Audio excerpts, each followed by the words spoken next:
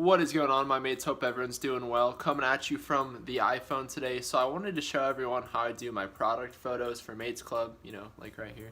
But basically, I just want to make videos on stuff that like I was kind of looking for when I was like not knowing how to do this stuff but couldn't find it. So I'm talking about shots like just like on a white background, not like cool like product, like showcasing the product, but just like a product photo, kind of like on Amazon, how they have like the photo on the white background.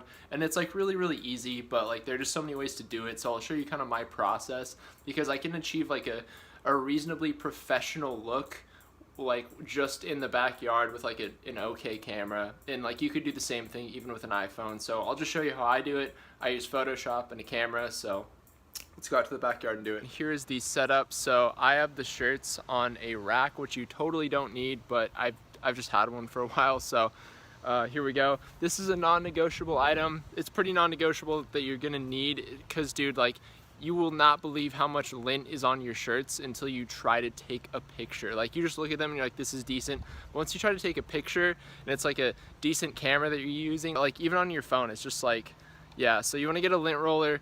These shirts, they're a little bit lighter in color, so it's not like as big of a deal.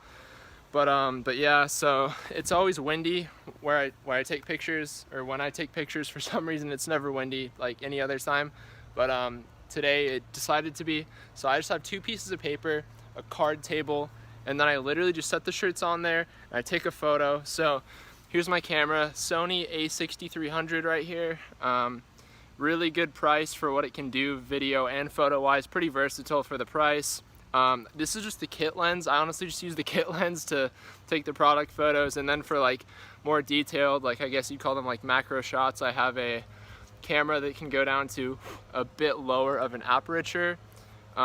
Just for more detailed stuff. Works pretty good in low light. So that's pretty much the setup. I'll shoot some shots and then get back to you. Alrighty, my mates, so here's a shot of the fish tee. This is like one of the better shots I just got. And that's the thing, you can totally just do mock-up photos for your shirts, but I think it looks so much better when like you can see like, like the little creases, and just like you can tell that I'm having to flip it around, but like it's just like real.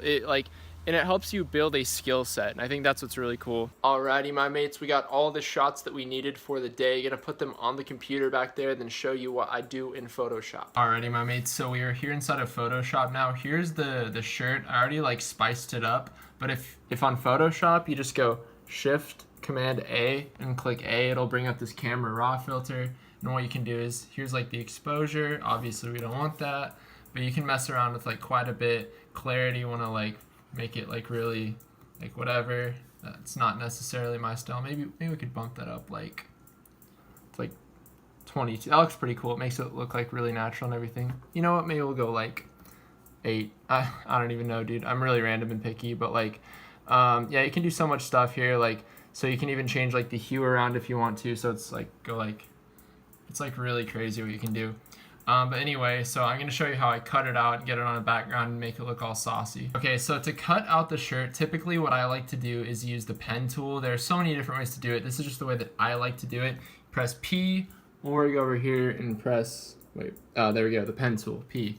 And then I like to zoom in. You can get like, I get really close.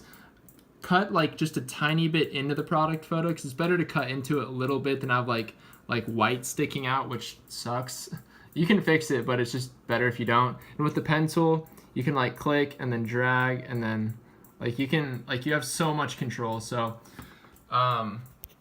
what I'm gonna do is I'm gonna get it all like around the shirt, and then kind of show you what I do from there to make it look that much better and pop more. Okay, so it is all selected. I like went all the way around. You can see like the little ants all around it. What you want to do is make sure that path is selected, then click selection, and then click OK. Cool. And then you see like the ants marching around all of it. And then since it's like selecting like all of the shirt, you don't want to delete the shirt, right? Like that's not really, maybe it is, but probably not what you want. So you want to select the inverse. So go Shift, Command, I, or just select and then inverse. Trying to just make this as easy as possible for everyone. And then what I do, then I click delete.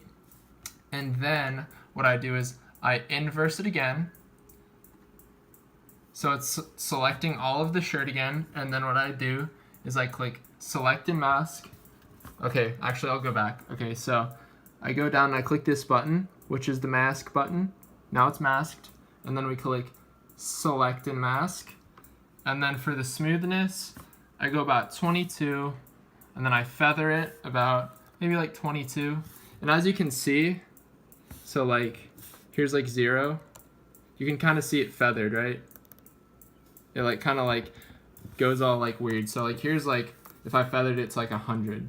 So obviously you can see that, right? So so we're gonna put it back to 22.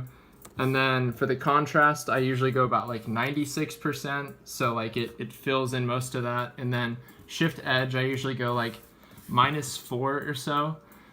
And basically what that does is it just smooths it all around, so like it's just nice and saucy. There's like literally no white sticking out. And then after that, I do one more trick just to make it look like it wasn't cut out on Photoshop, even though it was cut out on Photoshop. Okay, so what I do is I get the blur tool, which is just like the teardrop thing, and then I put the strength up to 100 and just make it like a normal, like nothing too crazy. And then what you can do is, it's really hard to tell from my phone, but basically what it's doing is it just like kind of like basically makes the edge just slightly blurry, so it just looks like super natural, like it wasn't cut out on Photoshop. Like if you try it out, you'll totally see like how sick it is, and you're about to see like how good it's gonna look when I put it on a white background with a little drop shadow. Okay, so now we have this all cut out, looking really good. It's just all nice. Then we have our product photo template, and the reason that I put like this red around here is because I just drag it all the way to the edge, which obviously I'm gonna have to make it a little bit smaller. So that way just all the product photos are consistent, like all the shirts are the exact same size. So I just make like a square thing on Photoshop and then just like put this around here, and then once you know, like the shirt's the right size, I just delete the rectangle, save it, and then click Command Z to get this thing back, and like do the next shirt. So I'll show you here how it looks. Okay, so it's all sized appropriately and everything. So after that, I just go over to rectangle 1, which is what I called it, and then just delete it. And then as you can tell, there's like a drop shadow on it, like boom, boom. See, like it looks way better with the drop shadow. Like that's with none, that's with it. And to do that, you just go to your shirt layer, double click, click on drop shadow. Here are the settings that I have it on. If you just want to directly copy me, no shame in that. I've done that in so many tutorials. But yeah, this is really it. And then I click export, export as. If you're doing this for e-commerce, which I would assume that's why you'd be doing it, I can't. But anyway, what I like to do is save it as a JPEG and then go 2048 by 2048. And the reason that I like to do that is that's because what Shopify, which is the hosting platform for my store, that's like what it said the best size was for product photos in terms of preserving quality and having it load pretty fast. So that's what we're gonna do. We're gonna save it to, we'll just save it to the desktop for now and just call it Baby Blue Prod T for product T. Boom.